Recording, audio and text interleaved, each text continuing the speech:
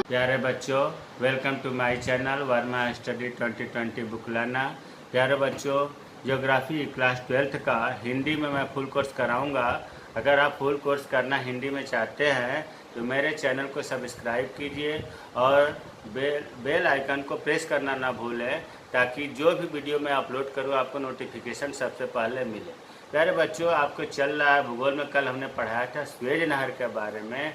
दूसरा नहर जो है, जो पूरे प्रसिद्ध है, उसका नाम है पनामा नहर। तो पनामा नहर के बारे में आते हैं। देखिए, पहले चित्र से ही समझ लें, चित्र के माध्यम से काफ़ी क्लियर हो जाता है और आसान भी हो जाता है। देखो, उत्तरी अमेरिका और दक्षिण अमेरिका महाद्वीप के नाम है ये। आपको महाद्वीपों में उत्तरी अमेरिका और दक्षिणी अमेरिका दो महाद्वीप पता होगा। इन दोनों के बीच में जो स्थल संधि है, यहाँ पहाड़ी है जिसको हम पनामा पहाड़ी कहते हैं। इस पहाड़ी को काट करके ये पनामा नहर बना है। तो जब उत्तरी अमेरिका दक्षिणी अमेरिका के बीच में पहाड़ी को काट कर जो नहर बनी है, अर्थात ये नहर पूरब पश्चिम को है। आपको दिशा पता है कि इधर ईस्ट है, इधर वेस्ट है, इधर नॉर्थ है, साउथ है।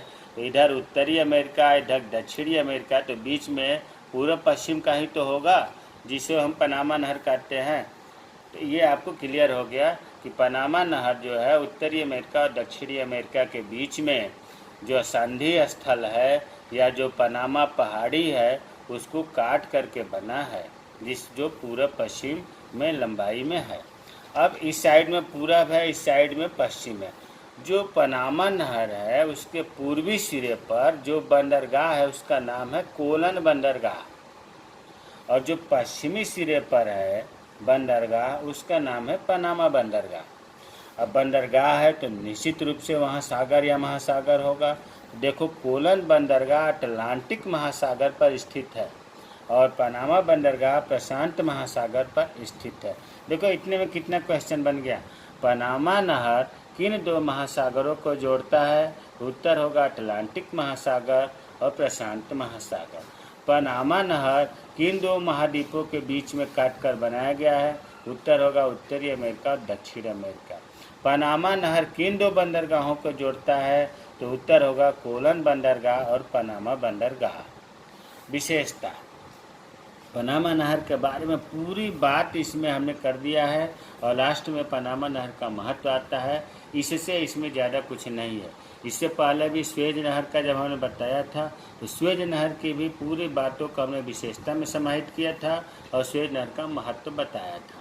अब देखो, विशेषता में पनामा नहर उत्तरी व दक्षिणी अमेरिका महाद्वीप के मध्य स्थित स्थल संधि को काटकर बनाया गया मानव निर्मित जलमार्ग। वही तो अभी हमने बताया था। यहाँ पर उत्तरी अमेरिका महाद्वीप और दक्षिणी अमेरिका महाद्वीप के बीच में जो स्थल संधि है, इसे ही काट करके मानव निर्मित, मतलब आदमी के द्वारा बनाया गया ये नहर है, प्रकृति द्वारा ये नहर नहीं। दूसरा है, यह नहर अटलांटिक महासागर और प्रशांत महासागर को जोड़ती है। ये भी हमने बता दिया था कि इस पनामा नहर अटलांटिक महासागर और प्रशांत महासागर को जोड़ती है। तीसरी विशेषता, पनामा नहर के पूर्वी तट पर, देखो पनामा नहर यहाँ से यहाँ तक हमने बनाया, तो पूर्वी तट पर कोलन बंदरगाह और पश्चिमी तट पर पनामा बंदरगाह स्थित है।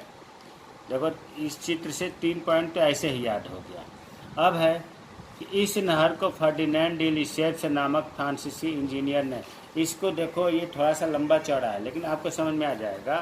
स्वेज नहर को जिसने बनाया था, किसने बनाया था? फ्रांसीसी इंजीनियर फर्डिनेंड डी लिसेप्स ने बनाया था। उसी व्यक्ति ने इस पनामा नहर को बनाना शुरू किया, लेकिन यहाँ की जलवायु खराब होने के कारण, अस्वास्थ्य के मतलब हानिकारक होने के कारण ये बीमार पड़ गया। कौन? Ferdinand de Lesseps. जब ये बीमार पड़ गया तो बीच में ही छोड़ करके चला गया। उसने बनाने का विचार छोड़ दिया। किसने? फ्रांसीसी इंजीनियर फर्डिनेंड डी लिसेप्स ने। क्योंकि उसे तो स्वेज नहर बनाया था, तो उसके अंदर उत्साह था कि मैं एक और नहर बनाऊंगा। लेकिन पनामा नहर जैसे ही बनाना शुरू किया, बीच में वो बीमार पड़ गया वहाँ के जलवायु खराब होने के कारण, और वो बीच में छोड़कर चला गया। बाद में संयुक्त राज्य अमेरिका की सरकार ने इसे 1914 में बनाकर तैयार कराया। कब बनाए? 1914 में तैयार किया। किसने कराया? यूनाइटेड स्टेट ऑफ अमेरिका की सरकार ने।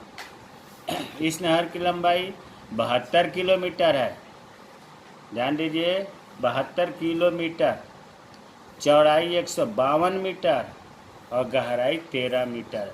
बच्चों, दोनों को स्वेज नहर और पनामा नहर किस सन में तैयार हुआ, लंबाई चौड़ाई करें, तुलना करके याद करें तो कन्फ्यूजन नहीं होगा।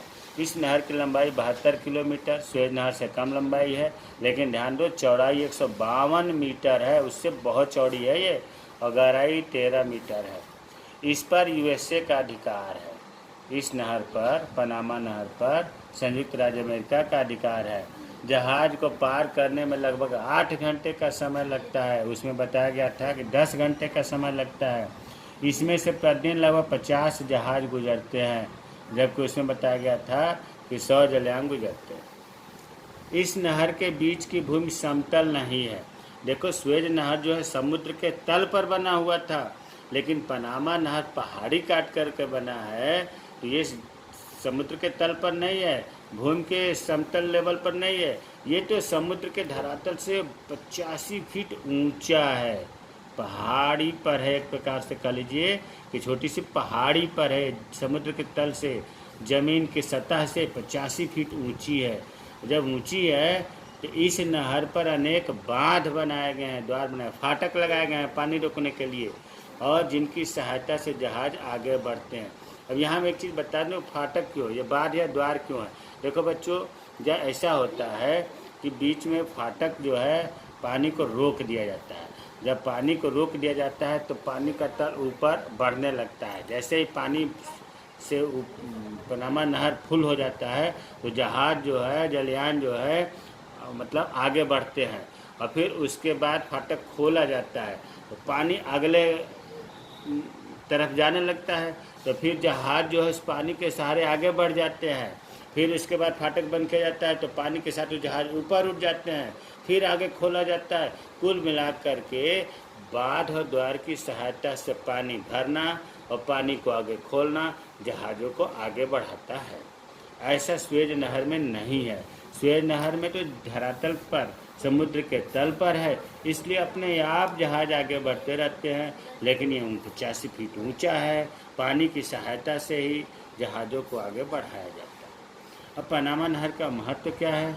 देखो, पनामा नहर के बनने से सबसे ज़्यादा लाभ यूनाइटेड स्टेट ऑफ अमेरिका, मतलब अमेरिका को हुआ है। जो उत्तरी अमेरिका, दक्षिणी अमेरिका का पूर्वी और पश्चिमी तट है, इसकी दूरी लगभग 12,000 किलोमीटर की दूरी बच गई अमेरिका को इस नहर के कारण।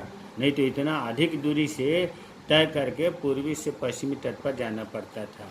दूसरा महत्व है कि इस मार्ग द्वारा अटलांटिक महासागर, आपको पता है कि अटलांटिक महासागर प्रशांत महासागर को जोड़ता है, तो अटलांटिक महासागर क्षेत्र से प्रशांत महासागरीय क्षेत्र में सामान जाता है, निर्यात होता है। अटलांटिक महासागर से क्या निर्यात होता है? तो पेट्रोलियम। अटलांटिक महासागर से जो है पेट्रोलियम, चांदी, पारा, सिनकोना, गन्ना, केला, ऊन, मांस, लकड़ी, दुग्ध उत्पाद, रबड़, ये सब निर्यात होता है। कहाँ होता है? प्रशांत महासागरीय क्षेत्र को। दो चीज़ तो याद करना है, अटलांटिक महासागर क्षेत्र से इन सामानों को प्रशांत महासागर क्षेत्र में भेजते हैं। इसके विपरीत क्या होता है? प्रशांत महासागरीय क्षेत्र से तांबा, मशीनें, नाइट्रेट, टीन, मछली, इस्पात की वस्तुएं प्रशांत महासागरीय क्षेत्र से अटलांटिक महासागरीय क्षेत्र को भेजा जाता है।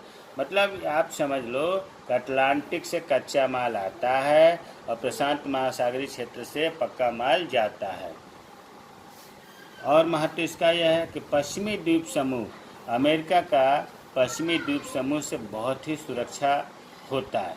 ऐसे भी कह सकते हैं कि अमेरिका का जो सुरक्षा कवच का काम करता है पश्चिमी द्वीप समूह, इस नहर के कारण, पनामा नहर के कारण यहाँ पर सैनिकों को भेजना, सैनिकों अड्डा स्थापित करना, सैनिकों की देख रेख करने में काफ़ी आसानी हो गई। अर्थात पनामा नहर से सबसे ज़्यादा अमेरिका को तो लाभ हुआ ये, इसके अलावा पश्चिमी द्वीप समूह के देश और अन्य आसपास के देशों को भी लाभ हुआ है। हमें उम्मीद है कि स्वेज नहर और पनामा नहर आपको अच्छी तरह से समझ में आ गया होगा। जय हिंद, जय भारत।